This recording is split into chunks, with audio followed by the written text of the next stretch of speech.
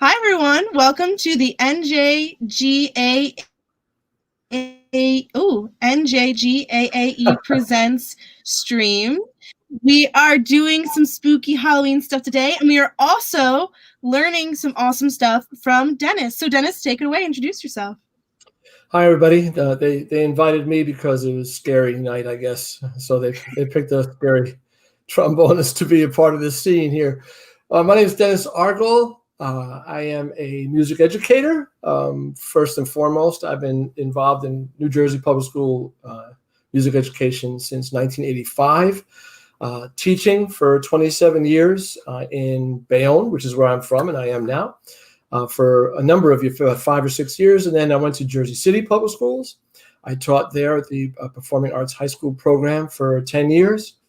And then I went to Newark and was one of the teachers at Arts High School, the first high school of performing arts in the country, for 11 years. I worked an additional year in Newark as a master teacher for the Performing Arts program. And then I became supervisor of music, but I also oversaw the dance and theater programs in Elizabeth Public Schools. Did that for nearly 7 years. Then I went to school, I retired, quote unquote, retired at the age of 55 in 2018. I went to work for Jazz House Kids, great school of jazz, a nonprofit, Christian McBride and Melissa Walker in Montclair.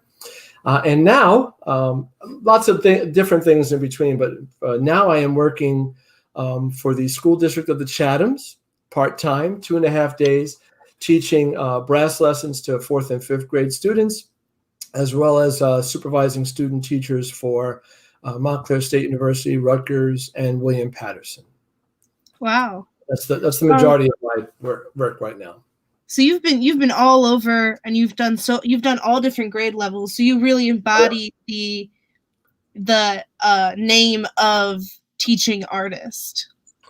I like to think that. I mean, I really like, I've been fortunate in my career to have had, when I came out of college, I certainly didn't envision, I thought I'd be a band director in one district for 45 years, and retire from that position. But life has a way of making its own plans.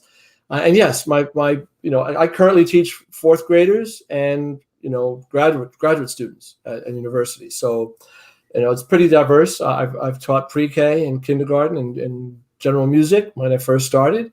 I loved visiting those classrooms as a supervisor.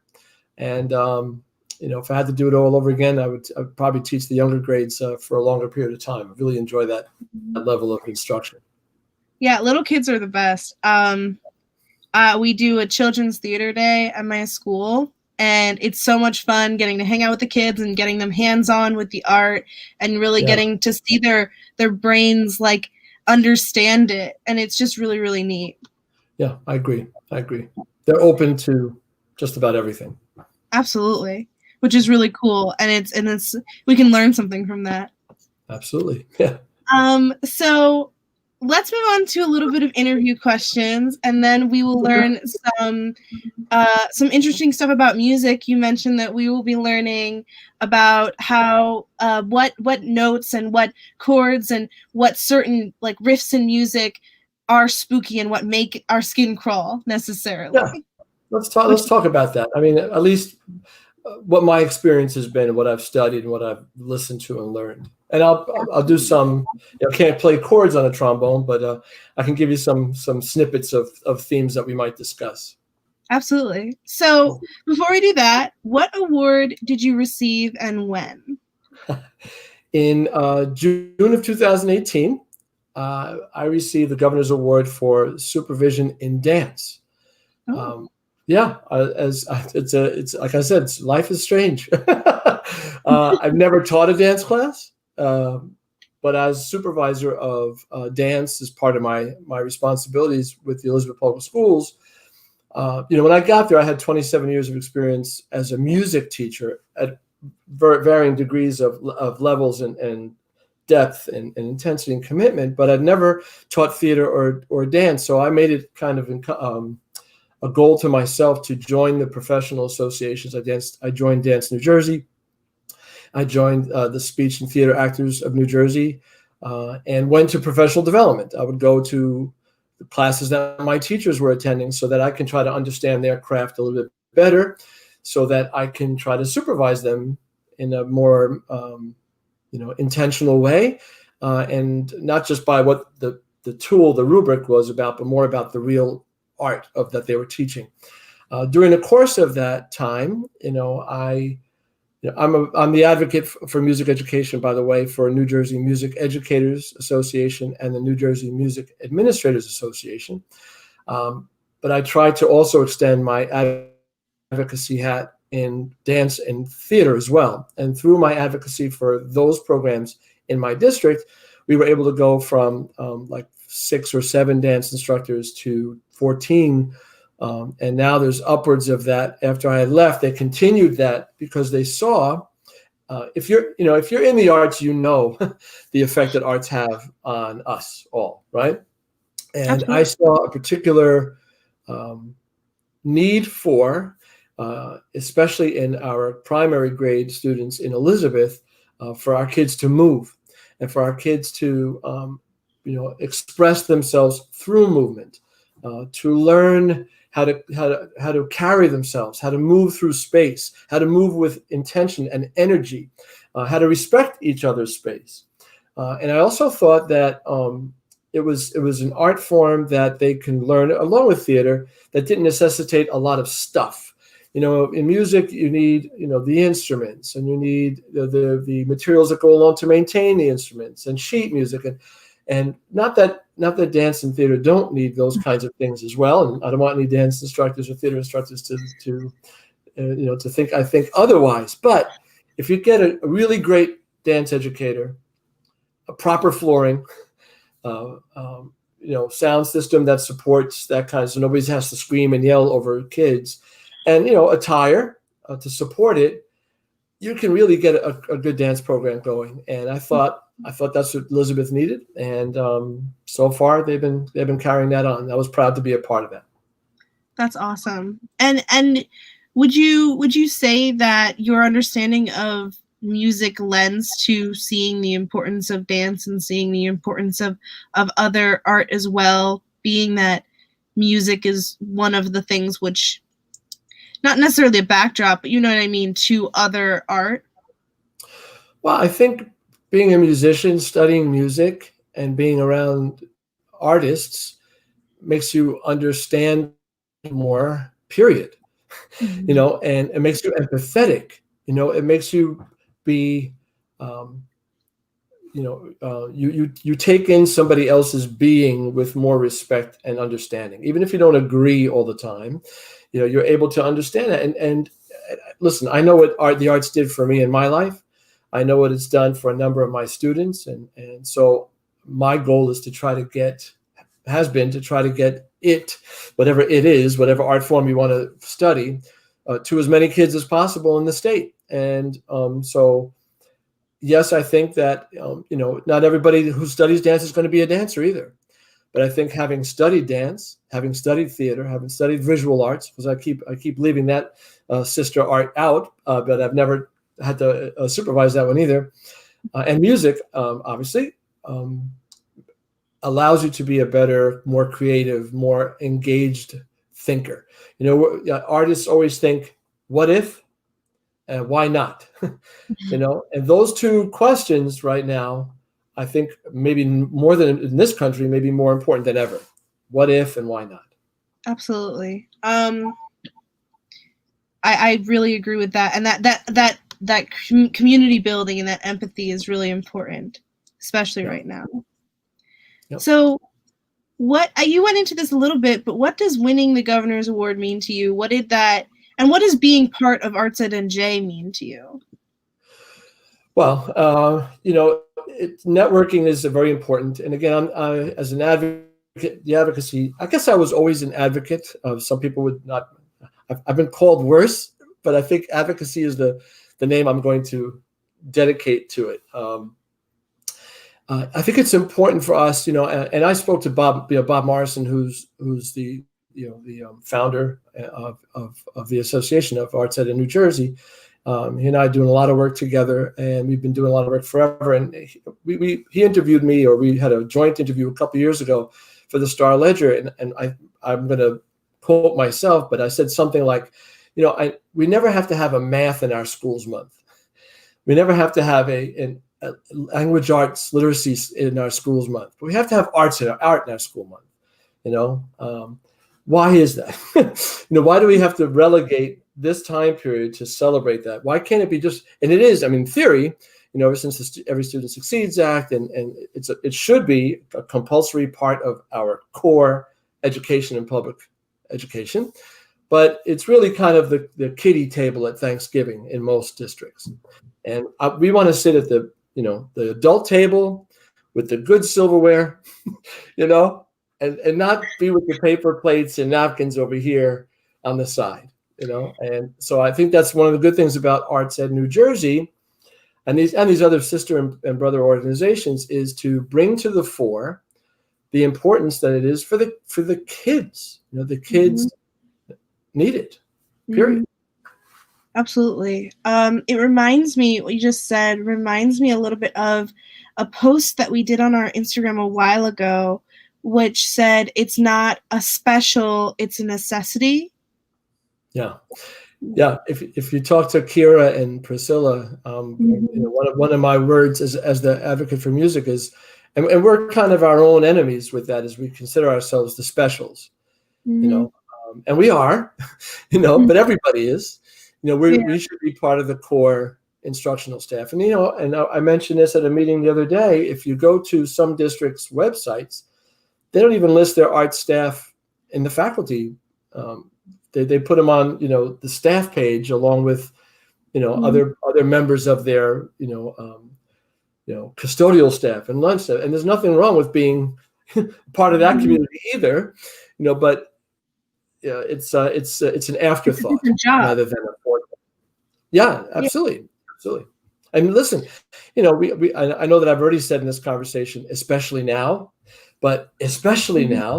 given the current political, medical state that we're in, more and more people are turning to the arts to get them through this madness.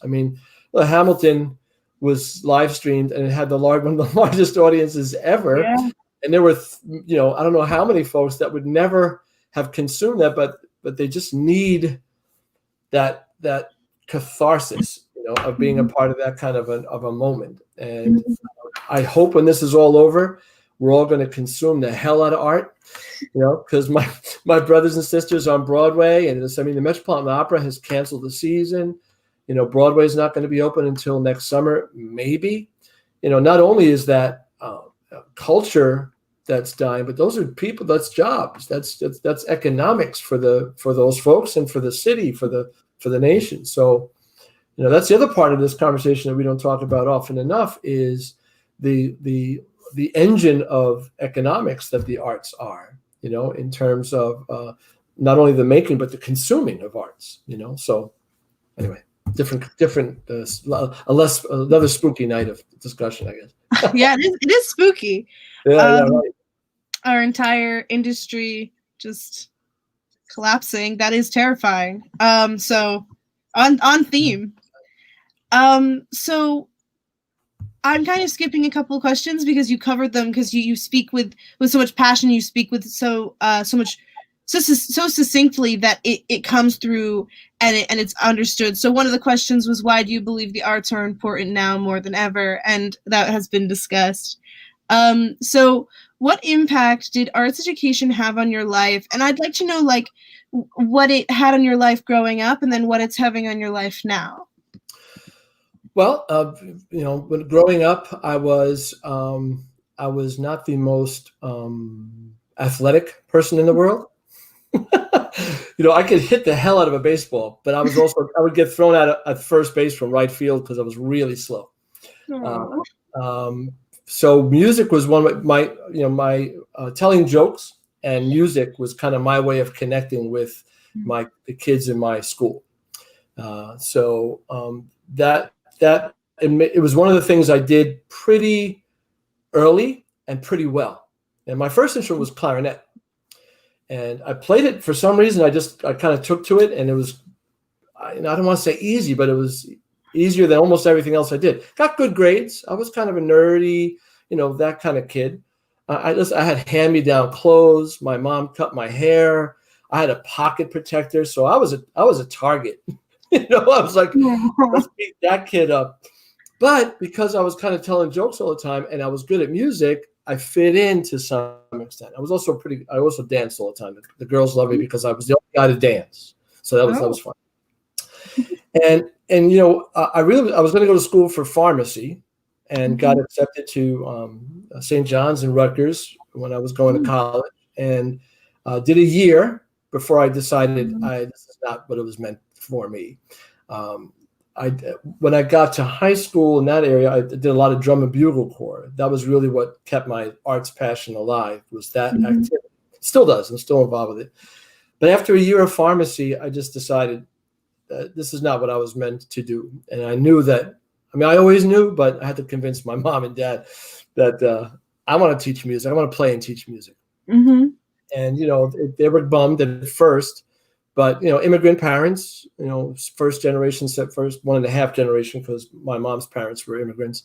They just wanted me to be set economically, and I've been okay so far.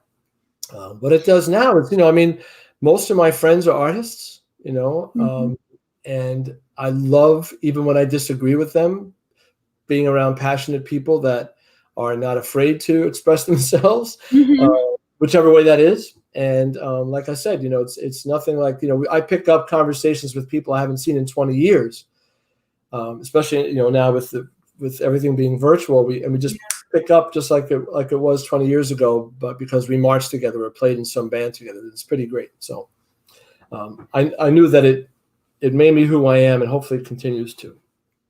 Absolutely. So what are some words of wisdom you have for young artists? I don't know. What do you tell, how young? I don't know. Your choice. I'm like I said, I'm involved in public education most of my life. I'm 55 years old, 37 years or whatever, 36 years. We need to let kids know that it's okay to be them. Mm-hmm. Whatever that is. So if you choose an art, or art chooses you, depending on which way you've discovered that, just go ahead and do it, and kick butt at it, and it involves other things. You still have to know how to balance a checkbook. You still have to know how to, do grocery shopping and iron. There's a lot of other skills that involve being an artist, right? But if that's what you choose, go for it and don't leave anything behind. Absolutely. So what is something in your career that you are extraordinarily proud of? There's a bunch of them. I guess I love the fact that a lot of my students are still in touch with me.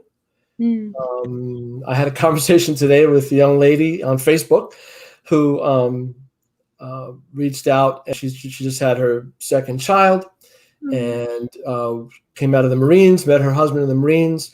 But their conversation, they met because both of them played instruments as kids and gave it up, and they wish they continued playing them.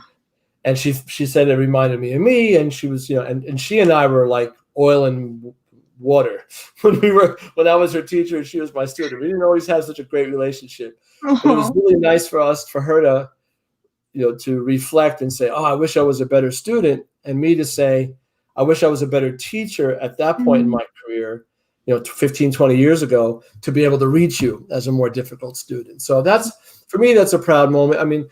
I also have several former students who are music teachers, musicians, music administrators. So for me, it's kind of like I see a little bit of the legacy that, the shoulders of people that I stood on and continue to stand on. I'm hopefully helping them along the way too.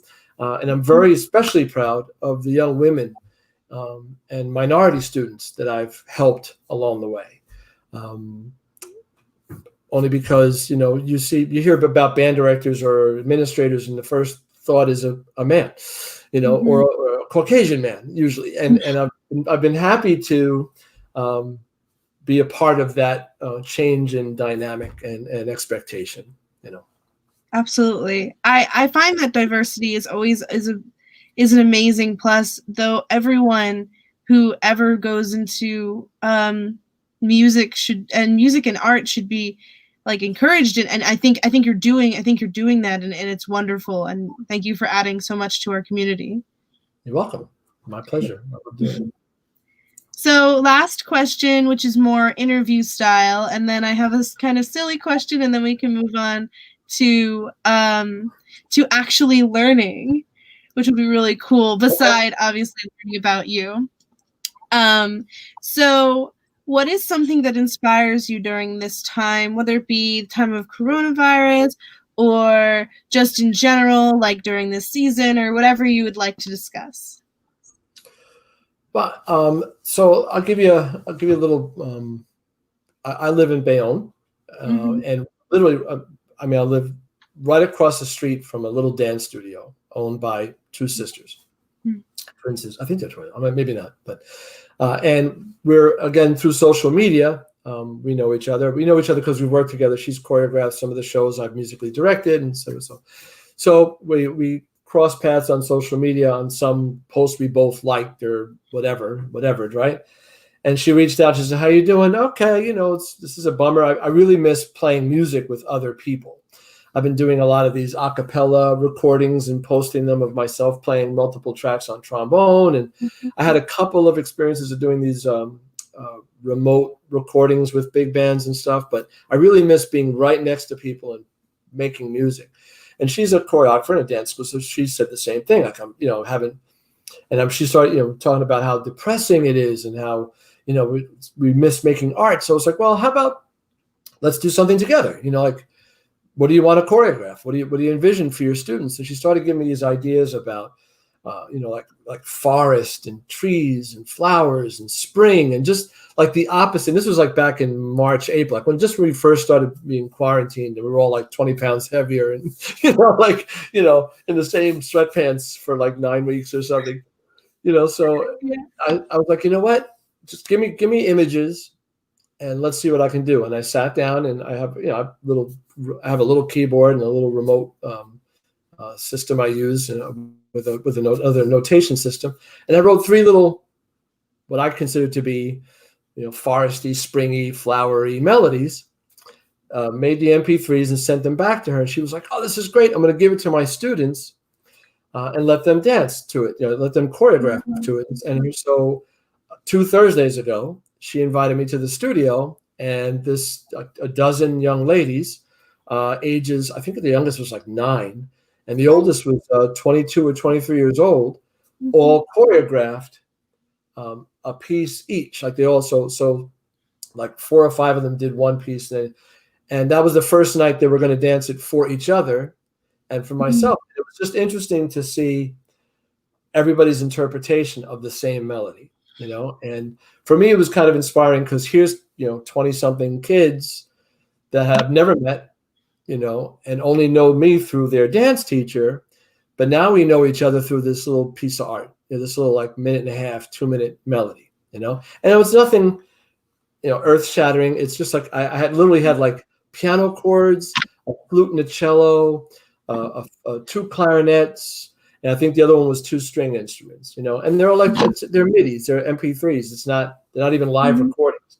But it was wonderful for me. It was inspiring for me to see that even through this, different circumstances that we're under, medically, socially, environmentally, that we're still able to connect through sound and movement. And that definitely was kind of beautiful. Absolutely. That sounds wonderful. And was that shared on your Facebook? No, you know what? I did not. You know what? Maybe a picture. I may have put a picture of it, but I didn't. I felt like I needed to ask permission for them to post it. I know that the dance teacher did record the choreography, so maybe I can ask her at some point to share with me and I could post it. But it was really lovely, you know. That's wonderful. Well, I look forward to potentially seeing it in the future. So one little silly question: what is your favorite Halloween treat and or candy? I could eat Reese's until I pass out, but that's not just Halloween. That's every day. Yeah. You know, and my wife is a cookier. Oh yeah. You were telling me about that when we were on the phone earlier. Yep. So she just around a year ago, oddly enough, because of Halloween, started making sugar cookies for our grandkids for their school presents. And people started liking them or liked them then and started ordering. She had never made it before. And now she's got a full-time, this is what she does. Wow. So in terms of dessert, I'm kind of like the default cookie tester around here. So whenever she makes a new, like she made a cookies and cream sugar donut, a sugar cookie. She makes these drop cookies of oatmeal raisin, and she just made a double chocolate M&M. So basically, whatever June's got going on the next batch is my favorite. My favorite thing. She also makes a really good, and actually we're making it. I think we're making it for this weekend for a Halloween party with the grandkids. It's called Dirt Dessert. Oh yeah, like with the crushed up cookies Crushed and the Oreos and stuff, and you put gummy worms in it and put a flour in it. Yeah, I like that a lot. Wow. Yeah. Well, it's so good. It's like these things that, like, I'm a baker, but I'm not like a professional baker by any means. Okay. And I like look up recipes online and I'm like, oh my goodness, this came from someone's brain. Like, that's crazy. Right. Yep. Well, so, continuing, I guess, on like spooky kind of things, I really like caramel apples and I really like midnight Milky Ways. And yeah, they're very like, I don't know, like very sweet. Not together though. No, not necessarily together. I could eat them together. I'm not saying no to that. Maybe you can melt the Milky Way onto the apple. Maybe. That sounds really, really right. It's caramelly, right? Yeah, I think it has like nougat in or something. I don't know. Well, you're much too young, but you know, there was a movie many years ago with a comedian who's passed away many years ago. His name was Dom DeLuise. He was a chubby actor, but he did this movie called Fatso, and I told you I'm still a heavy gentleman, but as a kid I was really heavy. So he made this movie called Fatso, and there's a scene in it where he talks about his cousin who used to suck the jelly out of a jelly donut and fill it with Reese's peanut butter bar and melt it in a microwave. And for some reason, that scene just sticks out in my head. That sounds insane. That's like a crazy concoction. So now I'm going to have to get, you know, midnight Milky Ways and an apple and see what it brings to my head. See what crazy stuff happens. Absolutely. But I was thinking about was like during Halloween, I don't really trick or treat anymore. But I love watching. I'm sorry, my dog is freaking out on me here. It's okay. I have very quiet animals, and so I like get caught off guard when dogs start barking because I have hermit crabs and I have cats, and so I'm like I don't really hear much noise very often. Yeah, he's a sweetheart, but he's like a guard dog. So whenever somebody walks up our stairs, and somebody's probably just coming to get a cookie order that June left on the porch. So absolutely.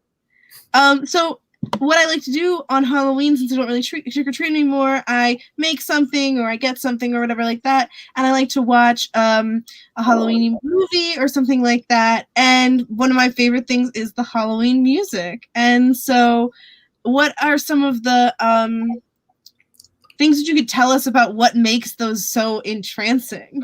Yeah, I think I'm glad you had me on for this, because I was just talking about it with a couple of arranger and composer friends of mine, and I'd heard a great Danny Elfman years ago gave a master class on this, and a lot of it has to do with key, what at least for this part of the world, a lot of the key selection has to do with what makes something scary versus not scary, or sad versus happy, and how it affects us. And the other thing that he mentioned too, which I found fascinating, was the repetition of it. The use of it, kind of like a motive for the villain in the movie, or the that kind of thing. So like let me play. I'm going to play Happy Birthday. Okay. Right, and then I'm going to make Happy Birthday sound more scary. Okay. See how it feels. And while you're grabbing that, when you mentioned it being the motive for the villain, that is called a light motif. So every single time like a character comes on screen or something like that, and this specifically is a villain, we hear the same noise over and over again, and that gets marked in our minds as Absolutely. This is that character. Yeah, and there's a very famous German opera composer named Richard Wagner, and that was one of his claims to fame, was the characters that had light motives, like the Valkyrie song, those guys. So here's Happy Birthday. Okay.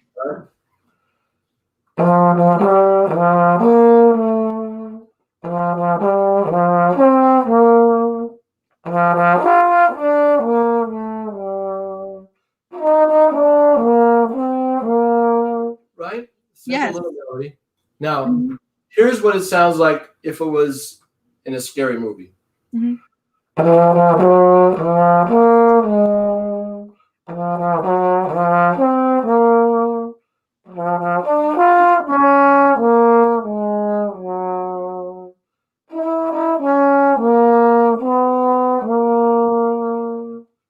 I just changed it from a major tune to a minor tune.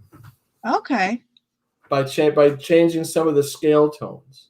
So can you describe a little bit about keys and what make them specifically, like what make them sound so different? Well, it's the relationship between the notes.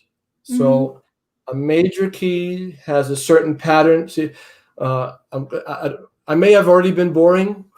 I don't want to bore you too much here. So in the Western world, we take the frequency of an octave. So have you ever heard the term A440? When you go to see an orchestra, the oboe stands up and plays a note. Only an octave higher. Yeah. I know that note. I just didn't know that was the name of it. Yep. It's called an A. It's the note A. And 440 designates the amount of vibrations per second, minute. How many vibrations? I'm gonna get bad email about that one. I should know it. That's the number of vibrations that A makes. Okay. The A, here's an A. Here's another A. So each A that I just played has half the number of vibrations than the previous A. Oh. Okay, so the first one was 440, then it would be 220, 110, an octave lower, and you just keep doing the math, right? The vibrations is that half as much, right? So in the Western world, and what I mean is basically Europe and Central North America, South America, for the most of Australia, Western civilizations, they take that octave, they take that ratio, and they split it up into 13 equal parts. Okay.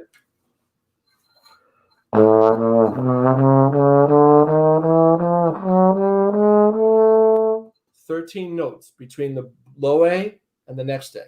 And that keeps mathematically cut up into certain amounts of vibrations, right? And then Western composers took those vibrations, took those half steps, put them together in patterns to make different scales. A major scale, do, a dear, a female, dear, re, a drop, right? And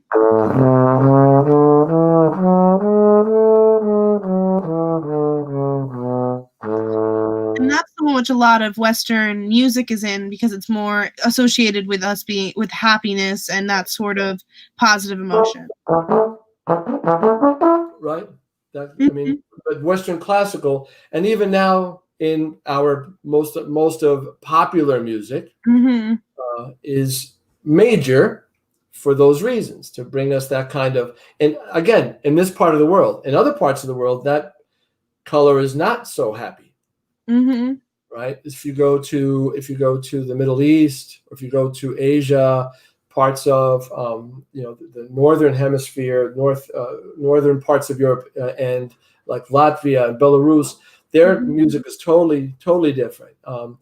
Their octaves, like in Japan, it's cut up into like 24 notes, so their notes are much closer together. But sometimes they use 5 notes in the scale, so it's just mathematically cut up differently. And I don't know if anybody ever went at it. Well, I'm lying.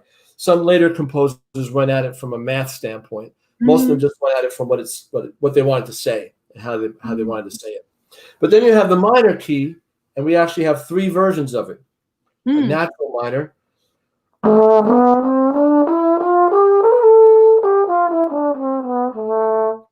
Then we have the harmonic minor.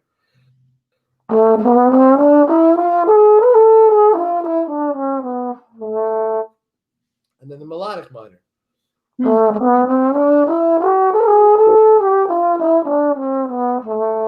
They're similar.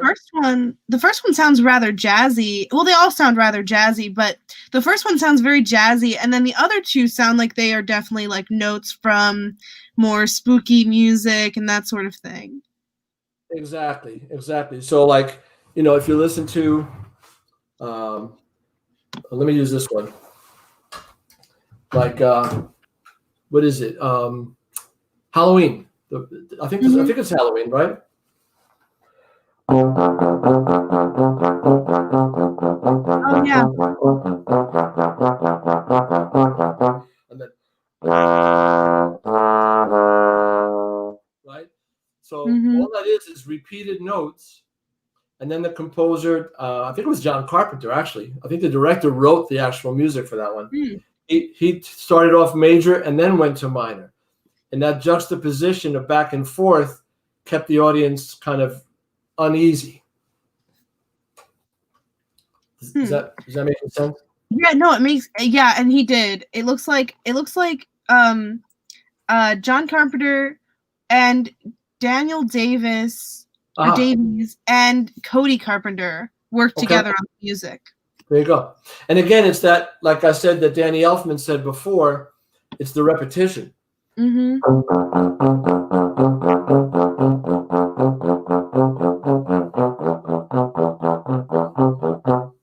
Right? That gets you going. So what would you think? So this, for me, is similar to a theory with visual art, where in visual art and filmmaking, that sort of thing, with stripes. So stripes are normally viewed as kind of a promiscuous thing or a bad thing or something that's on witches, or it's just negative. It's a negative thing, and it's a very noticeable thing. And it's like the switching with stripes. So it's like dark color, light color, and or it's just 2 different colors and they're switching back and forth, and it's abrasive to the eyes. So do you think that's similar, like the similar theory behind the repetition like that? Or what do you think is going on with our little psyche and repetition? Well, first of all, I agree with you. Although I wouldn't say that I would use more of a particular instrument, or again, going back to the tonal center. Like if you watch the relationship that Alfred Hitchcock and Bernard Herrmann, who did most of his composing for those films, if you see Psycho, right, the stripes in sound would be and I can't do it on trombone, but he takes very high string sounds, and puts them really close together. Those remember that chromatic scale I played, that 13-note scale? He takes 2 or 3 of those notes and puts them really close together, and then repeats it. Ding, ding, ding, ding, ding. Yeah. And that's the stabbing that the Psycho does during a very famous shower scene. The scene where Martin Balsam gets stabbed and falls down the stairs backwards. You know, that's where that kind of repetition and ugliness. I mean, there's a certain dissonance. What we consider to be dissonant. If I played that interval in Belarus, they'd be like, "Hey, cool, nice chord," you know. So their ability to hear is different, or their acceptance of what's heard is different than ours. So, what are some thoughts that you have about why it's so different between cultures? Like, why some noises that are just not awful for us, because I think all music is interesting to a certain extent. It has obviously a certain respect, but ones that are abrasive to our ears are like positives to other parts of the world's ears. Like, I guess is a really big question, but what is your thought on it? There's a lot. I think there's a lot. That's a whole other night of conversation. I think a lot of it has to do with what you grow up with. If you're used to hearing that, and that's part of your. It's just like people who like polka. Because they grew up in that household that played a lot of polka. You just kind of like the accordion. It's like a lot of people hear the accordion and they're like, "Oh my goodness, what is that?" I like the bagpipes. My family was from a part of Spain that the gaita, which is the sister cousin of the bagpipe, was a very prominently played instrument, and a lot of people don't like that sound. I love it. And I also think some of it is cultural, in as much as I think people would like it if they spent more time with it, but they don't like it because it's so different. It's just like I think it's Mongolian throat singing. Have you ever heard Mongolian throat? Yeah. So they're able to produce multiple pitches at the same time, and it has its own purpose and role in music there. But we hear it here, and it's kind of like, or like the didgeridoo of the Maoris, because of the drone, and it's just not something we're comfortable with because we don't spend enough time with it. It's like people who I don't like Brussels sprouts. Maybe because you had it once, boiled, but try roasting them with lots of butter and garlic. You're going to love Brussels sprouts. So I think it's a way of spending time with it and getting to know it in a different way. Yeah, and it's contextualization, right? So it's like if you had a bad experience with something you ate once, or something you heard once, or something you saw once, then you may not like it in the beginning, in the future, because all likes and dislikes to a certain extent are memories. Also, my Alexa just turned on because I said all likes, and she thought that I was saying So, when you did the thing, which we know is from Psycho and is iconic in a way, what is your thought on these iconic, I guess, horror notes and these horror sounds, and why they affect us so much so that they become iconic? That's a great question. I'm sorry, I'm coming at you with a lot of questions. I'm not sure if you were to take the Bernard Herrmann score only and listen to it. Like the fourth and fifth grade kids I teach now, if I was just to play that piece of music, because after it skips around, it's like right?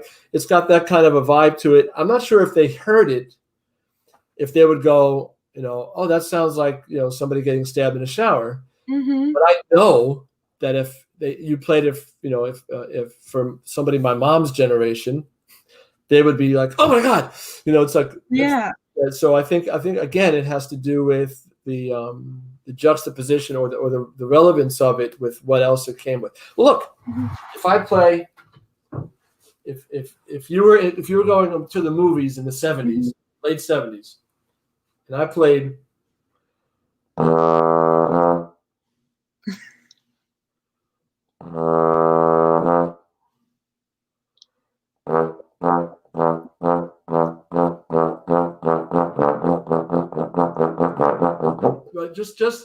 Just that little bit, and I got faster and a little bit louder.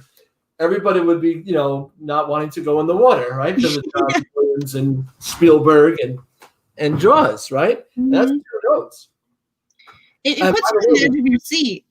What's that? Say it again. It puts you on the edge of your seat. Like of course, I love film, and I think there is obviously so much quality and importance and to what we visually see, but you can never discount what you hear, because there's these noises and these notes that just they seemingly come out of nowhere, but they fit so perfectly, and they affect you so deeply.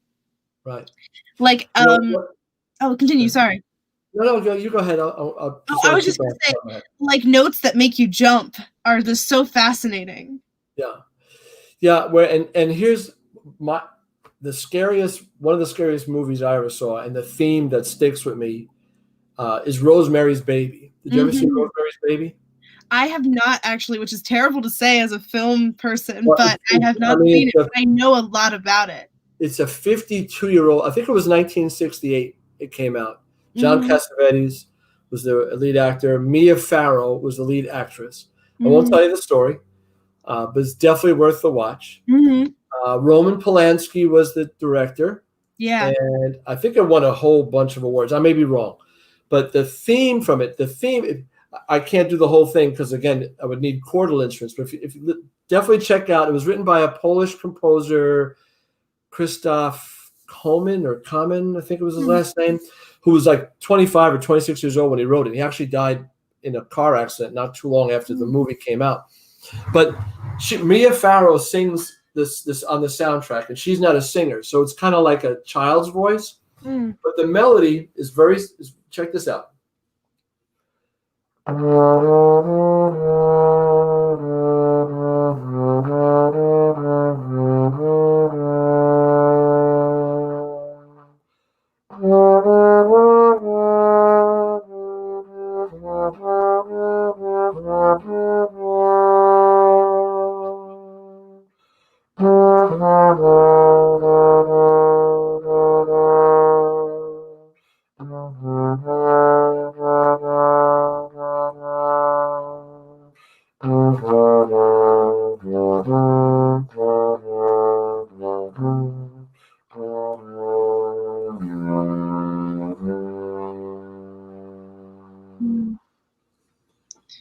It's a simple lullaby ballad, but when you see the movie and you hear that little lullaby, which represents the baby, and you hear this creepy, like calliope, boop, boop, boop, boop, boop, boop, boop, boop, in the background, boy, it'll make your hair on the back of your neck stand, and it's beautiful. Same thing with Bernard. Going back to Bernard Herrmann and Hitchcock.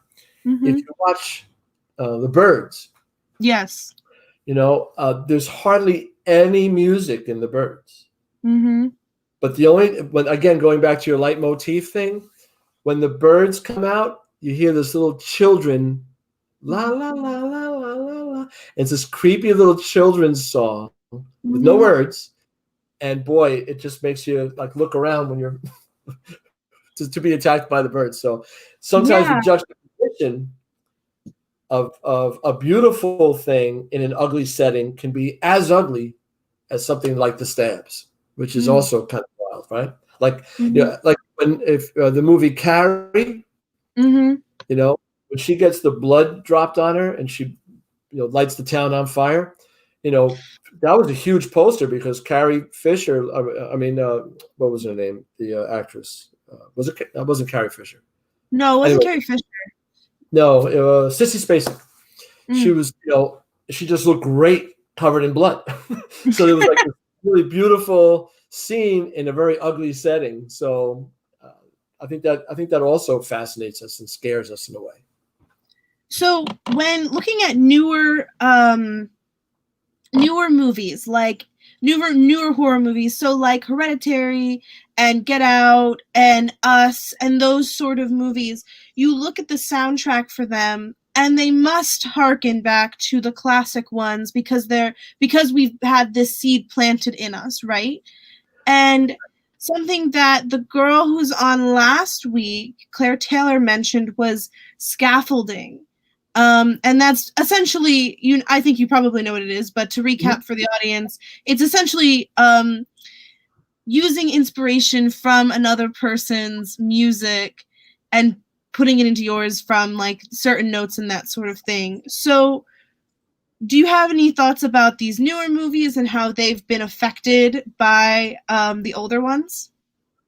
Well, I can't really speak with any kind of confidence to that because I'm not a fan of the new movies. I just don't think. First of all, I don't think they're as good. I think I don't think they're scary. I think they're kind of like gory, not scary. Okay.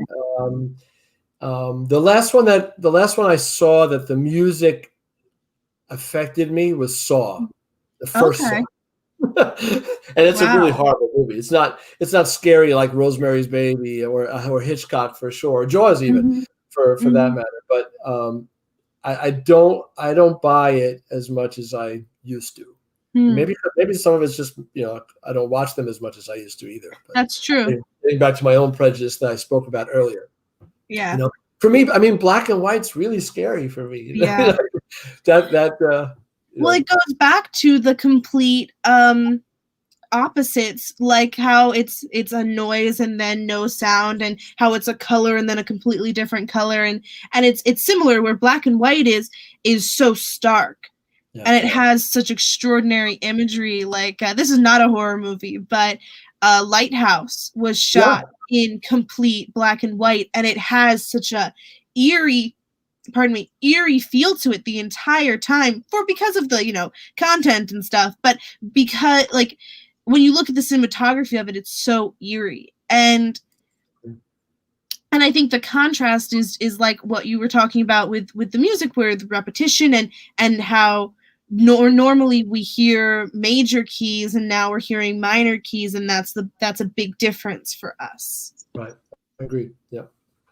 So we have a question, which is really cool. We have a question from Philip. He says, why does the juxtaposition of horror themes and nursery rhyme melodies evoke such strong reactions? Maybe it takes us back to a time when our innocence was crushed by something horrific. So when I have a good friend of mine passed away not too long ago. We had the in their eyes a misfortune of babysitting them for a night while my wife and his wife went out, and they were like maybe I don't know, 5 and 7 years old or 6 or 8 years old, right? Now they're grown women now. They're in their 40s, right? Babysitting whose kids? Who? These two kids, these two young girls are now in their 40s. Oh, okay. My friend and I scared them. He dressed up. He put on a wig, and he put on his graduation robe. And I was telling to the girls, "Hey guys, do you hear that? That's Mr. Bojangles. Do you hear Mr. Bojangles?" I picked some like stupid character, Mr. Bojangles. Teddy Robbins, right? Yeah, here he comes, and in busts my friend in this wig, hit their uncle, and he walks in with this rig and a rope, and they lost their minds. Ah! Now we thought they were going to scare them a little. We scared them like almost to death. We're like, no, stop crying. Well, I saw one of them, this last summer at a show, and she was like, "Hey, Mr. Bojangles," that's how she called me. Now she's like 36 years old. "Hey, Mr. Bojangles." I was like, "Oh my God, Lisa's here." So I maybe I'm wrong. But I think there's a certain what was the movie It was a big thing, right? And that was a clown with a balloon out of a sewer or something creepy, weird. Yeah, that had really strong themes of the juxtaposition, as Philip used excellently, between innocence and horror. And I think that's something also is the comparison with those two, is that they're so opposite. Like when you think of innocence and you think of home and you think of nursery rhymes, you think of falling asleep and disarming yourself and being comfortable, and then that's compared to dying, which is the scariest thing, and in theory, depending on the movie, dying horrifically. And so these horror themes play on that, and they change this and they recontextualize it. Right. I mean, your Frere Jacques, right? Very simple. Dee, da, da, da, da. Gustav Mahler, a classical composer, took that theme and he made it minor.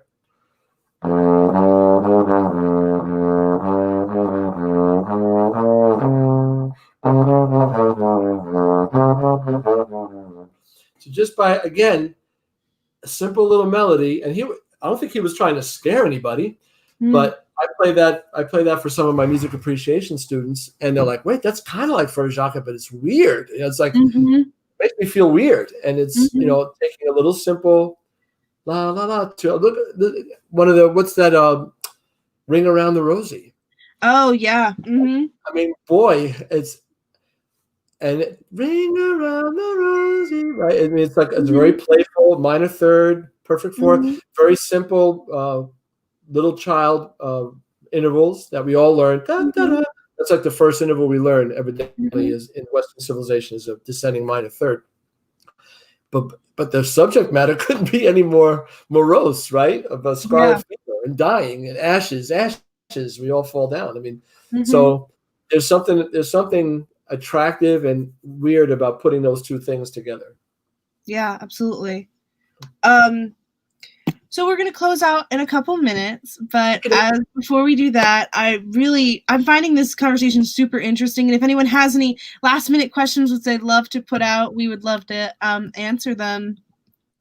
So I do think that's very interesting with like changing it to minor key adds such a different feeling to it. So what is just like a kind of silly ending is, what is a song that you think would be absolutely horrifying in minor key? Oh my goodness. I don't know. I mean, maybe this, how about the Star Spangled Banner? I won't do it because I don't want people to get angry. But imagine the Star Spangled Banner, or how about America the Beautiful? Right?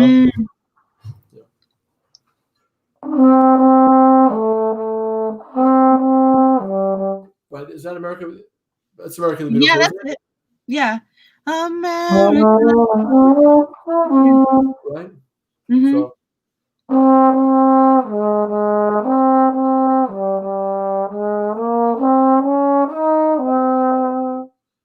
Totally changes. It's very somber. But it totally changed. It sounds like a Romanian national anthem or something. It's totally different just by changing, again, that minor third descending.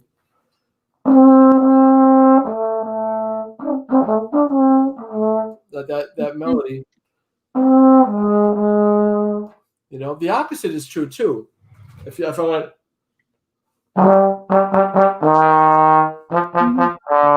that's in minor. If I went, it changes that too, right? So one little note.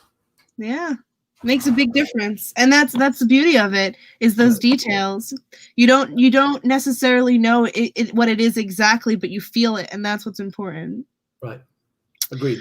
Well, with that, I think we can close out for the night.